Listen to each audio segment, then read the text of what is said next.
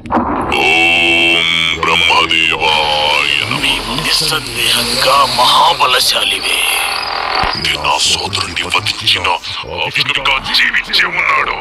విష్ణువుతో పోరాడాలంటే నువ్వు బ్రహ్మదేవాయ నమః. కళ్ళు హిరణ్యకశిప, కోరుకో. నీకే వరం కావాలో కోరుకో. అన్నీ కావాలి. ఓ బ్రహ్మదేవా, నాకు వరం ఇవ్వండి. ఈ సృష్టిలో మీచే సృష్టించబడిన ఏ జీవి వల్ల నాకు మరణం సంభవించకూడదు. నా మరణం పగలు గాని రాత్రి గాని, నా మరణం గృహం లోపల గాని గృహం వెలుపల గాని, అస్త్ర శస్త్రాల వల్ల గాని, సజీవుల చేత గాని నిర్జీవుల చేత గాని.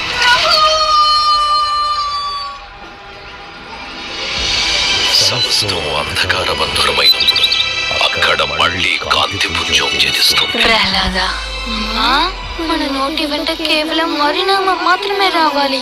నిండు మనసులో ఆయన శరణాగతిని కోరాలి. ఆ నామం మాత్రమే అందరికీ ముక్తినిస్తుంది. ఆ విష్ణుని విడనాడు. నేను భగవాన్ విష్ణువుని ఎప్పటికీ శత్రువుగా చూడలేను. భగవంతుడిని మరచిపో. నేను ప్రహ్లాదునికి మరణదండన విధిస్తున్నాను.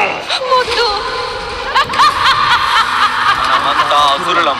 ఇటువంటి పిచ్చి ఆటలు గురుకులంలో ఆడకూడదు.